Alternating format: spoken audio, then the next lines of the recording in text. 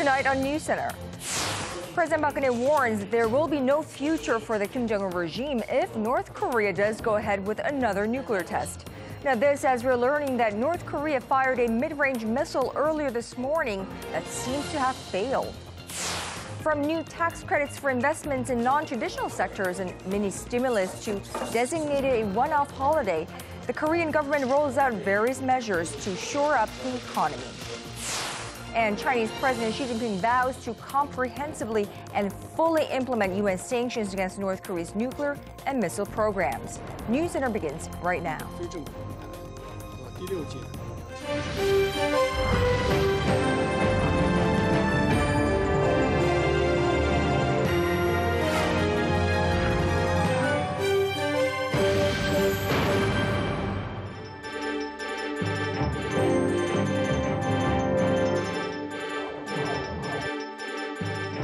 It's 9 in Washington, 2 in London, and 10 on a Thursday night here in Seoul. Hello and welcome to our viewers all across the globe. You're watching Arirang NewsCenter. North Korea fired what appears to have been an intermediate-range ballistic missile earlier this Thursday morning, but it crashed seconds after the test launch. It's a second such failure in less than 2 weeks in the run-up to the North ruling party Congress next week. Our national defense correspondent Kim Hyun-bin looks into the projectile fired off today and why the rush. North Korea has fired off yet another projectile, but it crashed just seconds later. A senior South Korean military official said Thursday the object was fired at 6:40 a.m. from a mobile launch pad in Wonsan on the northeast coast. The projectile is presumed to be a mid-range Mustan ballistic missile, the same kind as the one the North fired on April 15th. That one also exploded in midair seconds after liftoff. The official said North Korea had dispatched 2 Mustan missiles for the launch earlier this month, and that the missile fired this time had been on reserve since then. He said the South Korean and U.S. military are conducting a detailed assessment of the matter. Experts believe that North Korea will continue to test the Mustan missile until it conducts a successful launch. North Korea seems to have launched the missile in redemption of its previous failed launch, but there seems to be several fundamental problems as there were no test launches. We expect the North to conduct more tests in the near future to fix the problems.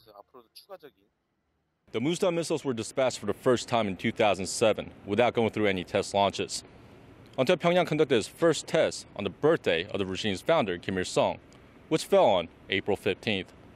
Kim Hyun-bin, Arirang News. At the nation's top office, President Park Geun-hye convened 2 meetings in North Korea today.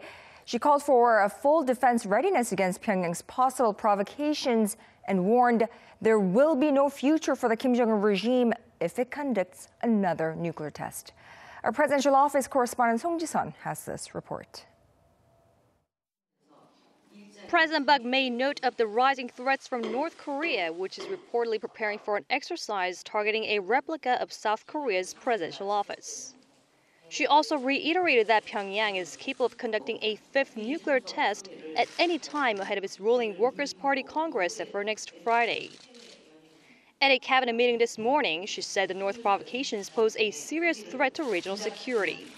만약 북한이 추가 핵실험을 한다면 이것은 동북아의 안보 질서를 뒤흔드는 매우 심각한 도발 행위로 결코 용납될 수 없습니다. President Park convened a National Security Council meeting in the afternoon to reaffirm the nation's defense readiness. It's the 3rd time she's chairing the meeting this year after the North's 4th nuclear test in January and the long-range missile launch a month later. She said the situation will be much more serious with a 5th nuclear test, as it will be an apparent challenge to the strongest sanctions ever placed on the regime by the international community. 만약 김정은 정권이 국제사회의 경고에도 불구하고 추가 핵실험을 감행할 경우에는 아마 미래는 없을 것입니다.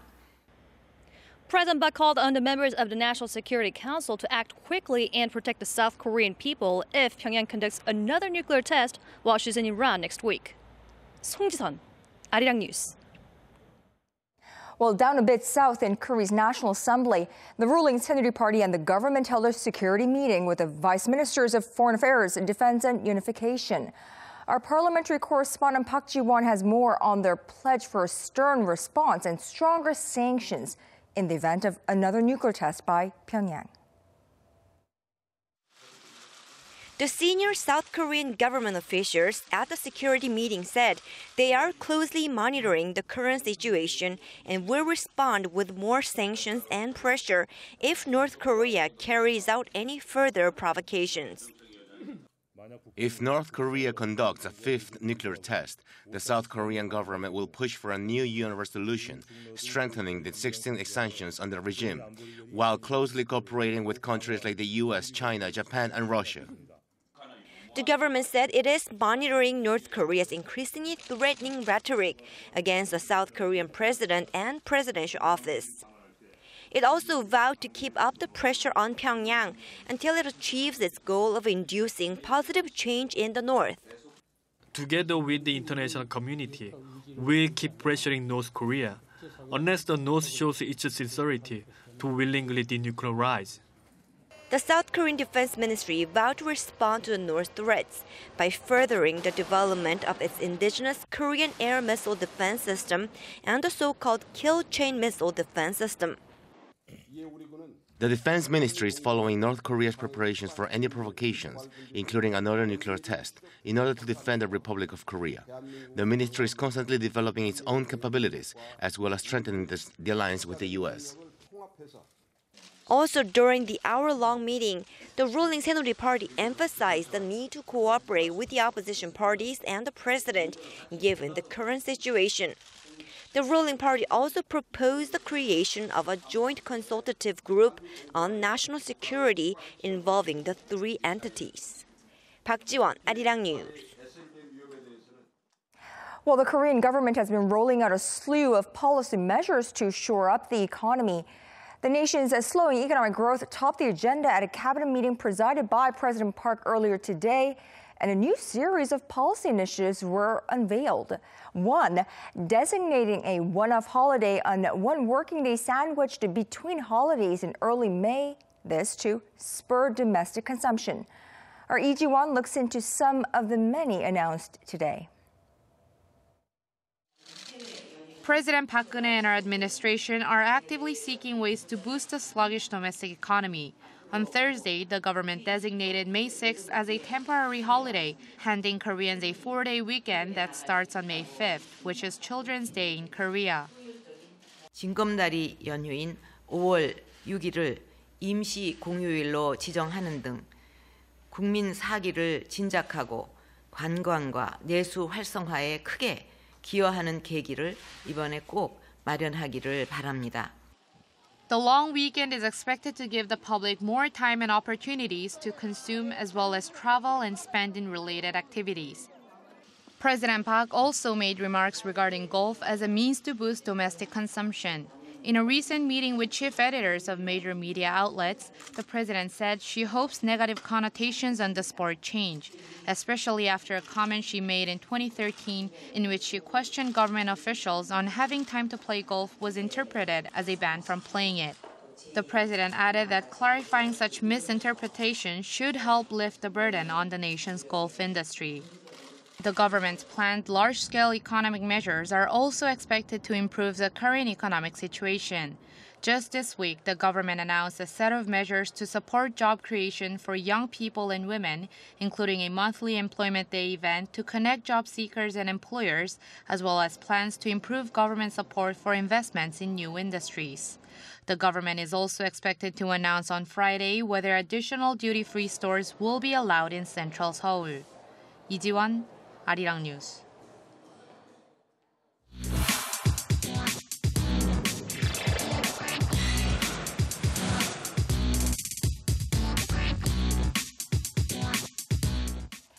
Well, as part of a nationwide drive to shore up the economy, Korea has vowed to carry out a wave of tough reforms, and that includes fostering new industries and restructuring the old ones.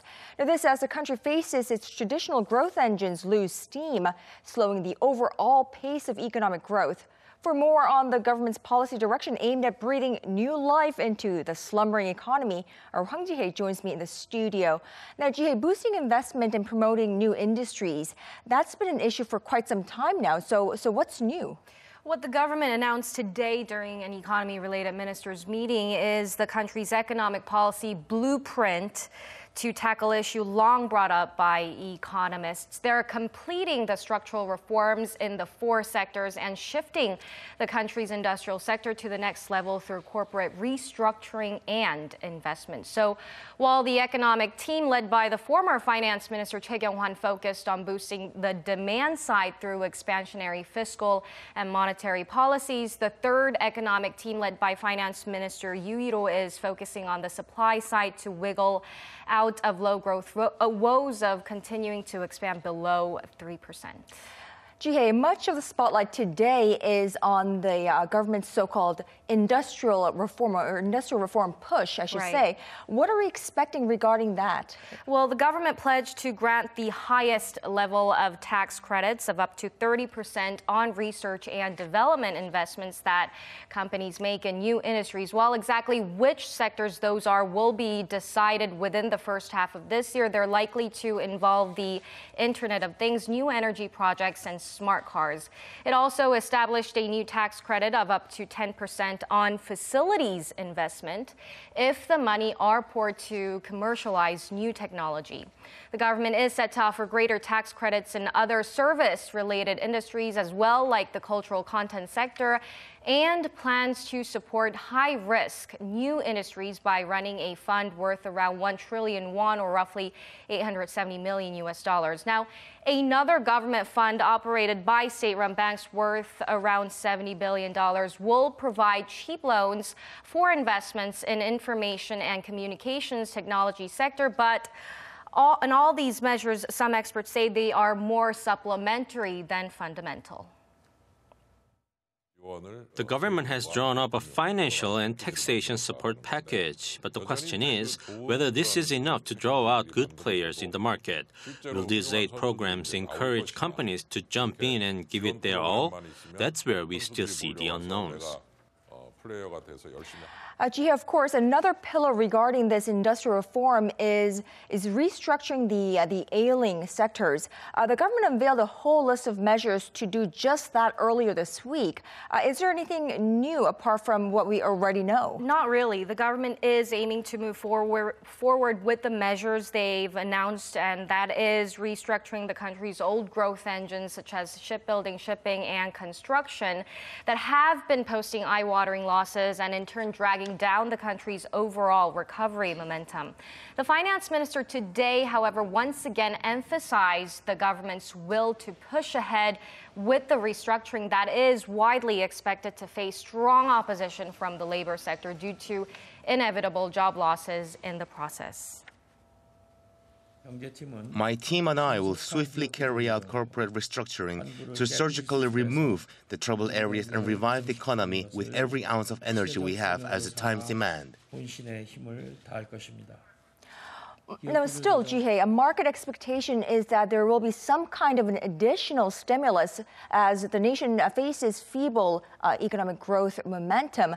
Now, any government plans to boost this, even if it's short term? As for now, we haven't heard any details on the possibility of an extra budget, and many experts forecast that doing so this year will not be easy, with the new 20th National Assembly being sworn in late May.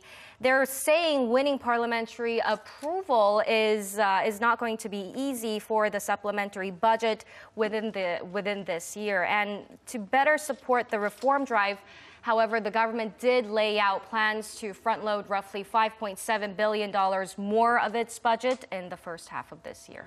So more like a mini stimulus, I should say. Exactly. All right, Jihye, thank you so much for that report. Thanks for having me.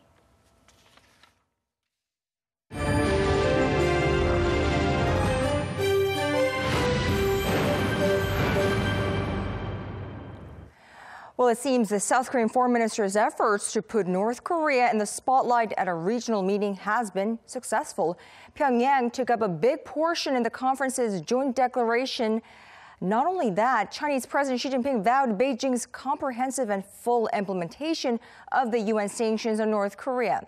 Kwon Song-ah brings us up to speed on what was discussed and what was declared.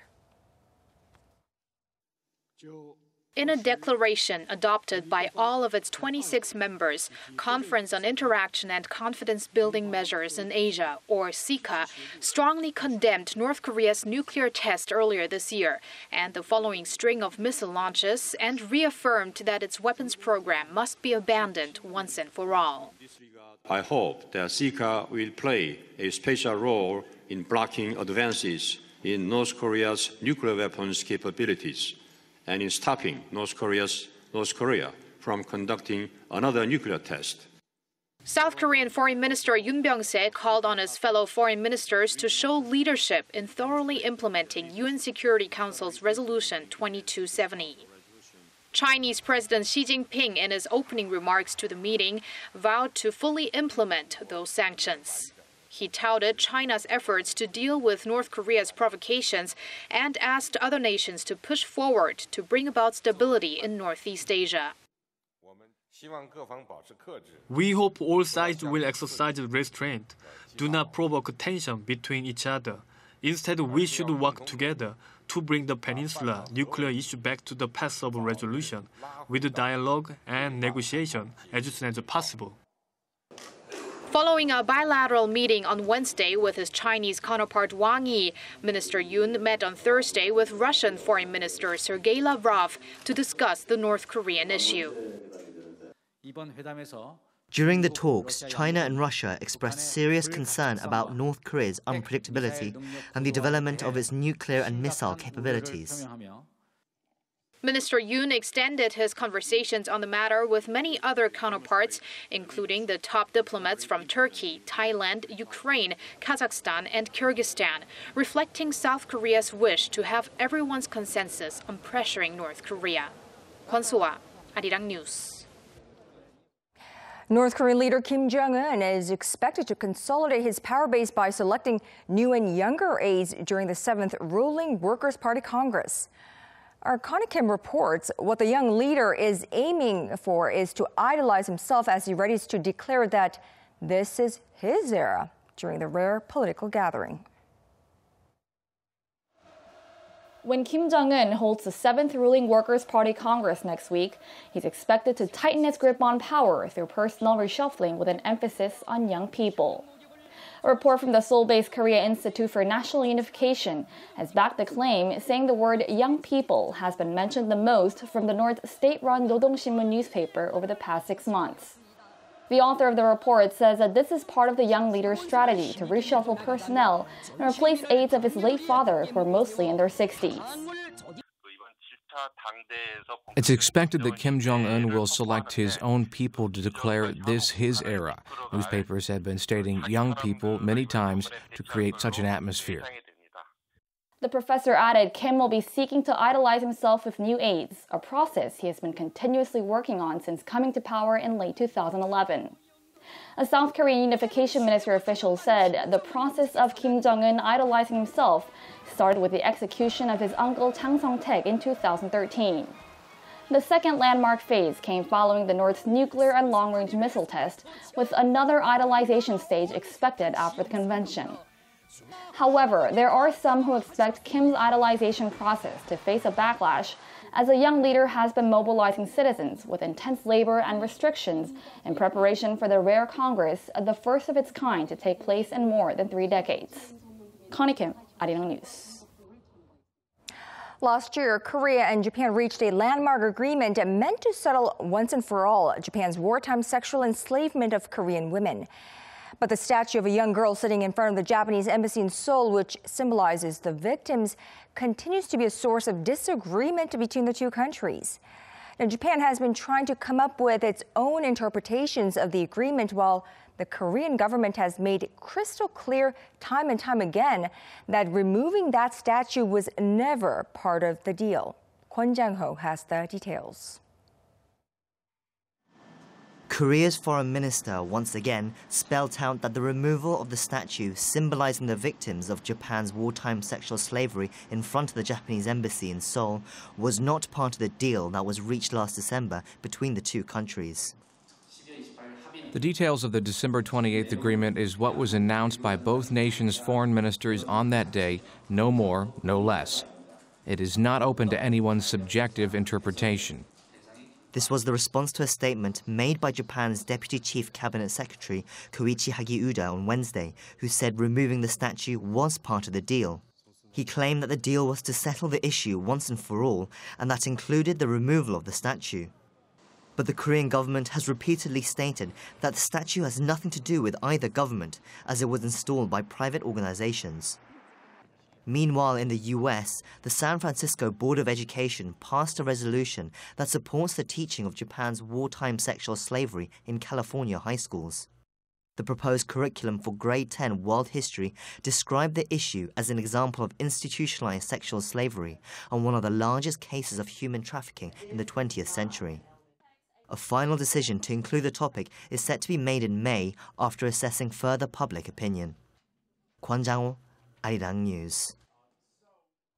An official handover ceremony took place in Seoul today of the remains of 15 South Koreans and 2 Americans who were killed during the Korean War more than 60 years ago. As our Kim Mo-gyun reports, the repatriation of South Korean soldiers killed while fighting in the North is relatively rare. At a ceremony held inside the U.S. Forces Korea's Yongsan garrison in central Seoul, the remains of 15 South Korean and 2 American soldiers who were killed in North Korean territory during the Korean War have finally returned to their respective home countries after more than 6 decades. The bodies of 15 South Korean soldiers were excavated by the U.S. in the early 2000s in North Korea's Pyongan and Hamgyong provinces and were sent to the U.S. military's War Dead Excavation Agency in Hawaii. South Korea found the U.S. troops' remains late last year near the South's Piksok Mountain, just below the demilitarized demarcation line, where a fierce battle took place during the war. Seoul's Defense Minister Han Min-gu said that Korean citizens will never forget the courageous acts of the late veterans and promised to continue to search for the remains of those still missing. Still, some 120,000 South Korean veterans and 8,000 U.S. soldiers remain unaccounted for after the war. It is the country's duty to find and pay tribute to those who sacrificed their lives for the nation. The South Korean government will make utmost efforts to find the very last veteran lost in the Korean War.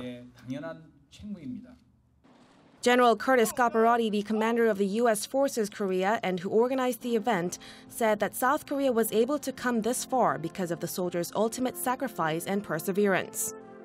Their sacrifice earned the Republic of Korea an opportunity to forge its destiny and achieve its dreams. And it's our solemn duty to properly recognize their sacrifice and to fulfill our commitment to return the remains to a proper burial in their homeland. Thursday's event marked the first time Seoul and Washington mutually exchanged the remains of the war dead on the same occasion. Kim Mo-gyun, Arirang News. Well, earnings are out, and 2 Korean tech giants are all smiles today. The first quarter earnings reports for both Samsung Electronics and LG Electronics show they both outperformed market expectations. Kim Min-ji zooms in on the uplifting digits. Is Samsung Electronics back on a roll? According to the company's regulatory filing, its net profit came in at over $4.5 billion in the first quarter, up nearly 14% from a year ago. Operating profit surged nearly 12% to over $5.8 billion, while sales rose about 6% to over $43 billion. The strong earnings come on the back of improved performance of its mobile division, which saw its operating profit jump over 40% on year. Strong sales of Samsung's Galaxy S7 led the gains, while its budget A series and J series gave the mobile arm a boost. And with Apple's iPhone sales falling and no new releases set for the second quarter, the environment is favorable for Samsung. Samsung's chip arm, another cash cow for the company, saw its operating profit fall 10% due to falling chip prices and a slump in demand. As for the second quarter, Samsung is expected to stay on track to recovery. While analysts predict the mobile arm will maintain its performance or see a slight decline, they say the prospects are rosy for the consumer electronics and display businesses due to seasonal factors and uptick in demand for TVs ahead of the Summer Olympics. Samsung's local rival LG Electronics also turned in a better-than-expected report card. The company's net profit came to over $170 million in the January to March period, up almost fivefold from a year ago. Operating profit jumped over 65% to more than $440 million, while sales fell 4.5% to $11.7 billion. The earnings surprise was attributed to the company's home appliance and entertainment divisions. Sales of home appliances and televisions were strong. Despite the low demand for TV sets globally, LG was able to target advanced markets with its premium line products. The mobile arm, however, acted as a drag on the company's earnings for a third straight quarter. In the second quarter, analysts expect TV and home appliance sales to lead the gains, while they say a turnaround is likely in the mobile division, thanks to stronger than expected sales of LG's flagship G5 smartphone, which was launched last month. Kim Min-ji, Arirang News. It was only yesterday that Korea and the U.S. inked a deal to cooperate in space exploration projects. But experts from the two countries are already excited about the potential the deal will bring. Our Kim Ji-yeon met with some of the experts as they gathered for a space policy forum in Central Korea. Local experts from Korea and the United States gathered for a forum in the Korea Aerospace Research Institute in Daejeon on Thursday to narrow down the list of cooperative areas between the two countries in the near future. For starters, the bilateral deal is expected to greatly speed up Korea's progress in its space exploration program. Concerning Korea's moon exploration plan, for example, there are so many issues such as customs clearance when delivering supplies into outer space and liability issues. But with the deal, these administrative and legal tasks will be swiftly dealt in advance, so local researchers could focus more on their research itself than on worrying about the conditions of their work. Through the forum, the two countries acknowledged the importance of bilateral and multilateral cooperation as the focus of space exploration shifts from exclusively military aims to something that encompasses cooperative projects and commercial ventures. Details of the space cooperation deal have been brought up throughout the forum, and they're to forecast to upgrade Korea's overall space development, which has lagged behind neighboring China, Japan, and India by about 10 years. Korea agreed to use NASA's payloads when launching out equipment to the moon's orbit, and in turn, NASA has agreed to share its outer space navigation technology, something that will take years for Korea to obtain. Meanwhile, the U.S. is also expected to benefit from the deal, as it expects help from Korea in alleviating some of its own concerns regarding space exploration. One of the big challenges in this space congestion issue is that of having enough sensors to detect what's going on. And then really the big challenge is the big data challenge, the data fusion challenge, integrating sensors and telescopes from around the world into a single clear data picture. And I think with Korea's IT expertise, that this is something that you might get involved in very quickly. The third civil space dialogue between the two countries is scheduled to be held in Washington, D.C. sometime next year. Kim Ji-yeon, Arirang News, Daejeon.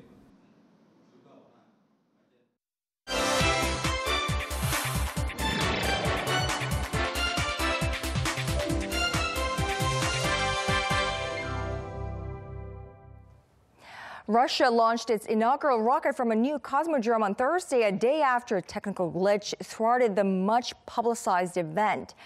But not only was it a historic day for Russia, it was a day Korea began a new chapter in space research. Bruce Harrison is live in the studio with me for more on this big step.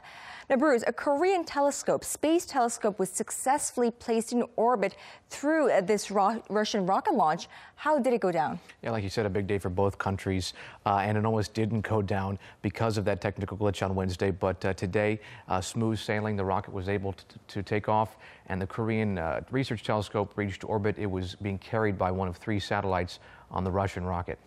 So what does Korea hope to accomplish with this telescope? Well, the head of the team, he said that the telescope is expected to lead to world-class developments and accomplishments. The ultra-fast flash observatory Pathfinder, as it's called, will be used to capture X and gamma rays for 3 years and in turn study the early universe. Thursday also marked an important day for Russia's space program. The inaugural launch at the new space launch facility comes after delays and corruption slowed work there. I would like to congratulate you again. You know how the work has been going, and it's far from being completed. Putin added that may include building the infrastructure for super heavy rockets for manned space missions. This is not the first time Korea has partnered with Russia regarding space. Most notably, perhaps, Korea sent its first astronaut to the International Space Station in 2008 aboard a Russian Soyuz rocket. The Bank of Japan stands firm on its policy in a surprise move as the country fights to keep its economic recovery on track. The decision to leave rates unchanged sent the Japanese yen soaring and domestic stocks slumped. The central bank still remains optimistic for moderate recovery, though the unexpected introduction of negative rates in January has yet to boost stock prices or slow the yen's rise.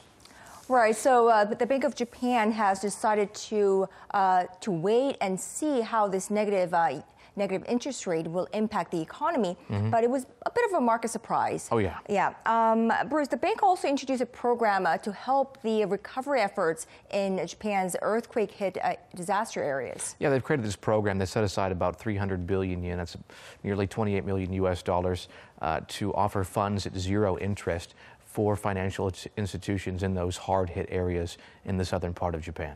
So moves to help recover its economy as well as the earthquake-hit areas. Exactly. All right, Bruce, thank you so much for that. No problem.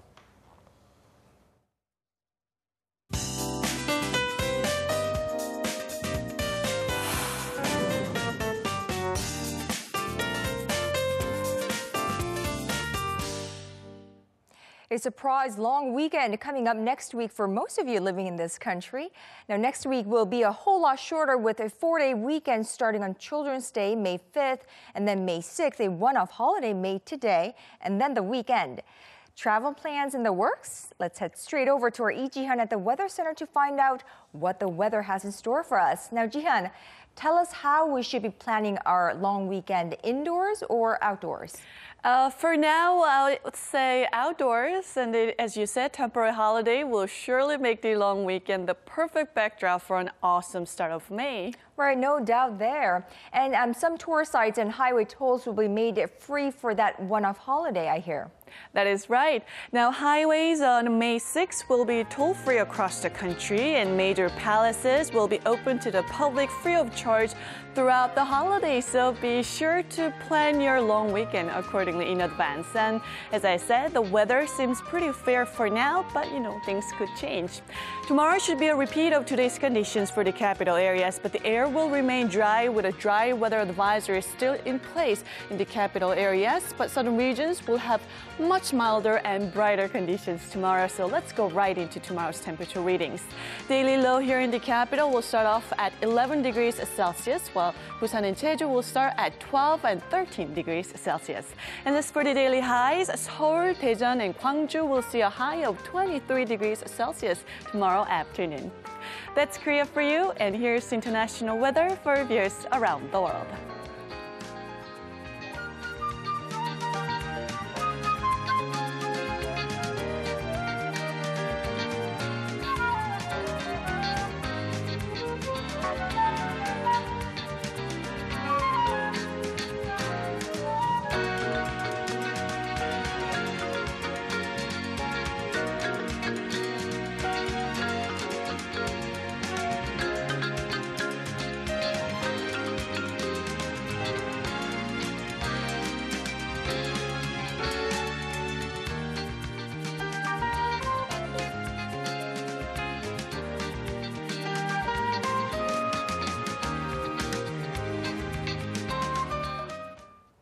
Well, that is our broadcast on this Thursday night. I'm Moon Gan-young. Hope you're enjoying the final week of April wherever you are. Thank you as always for staying with us, and we hope to see you right back here same time tomorrow on NewsCenter.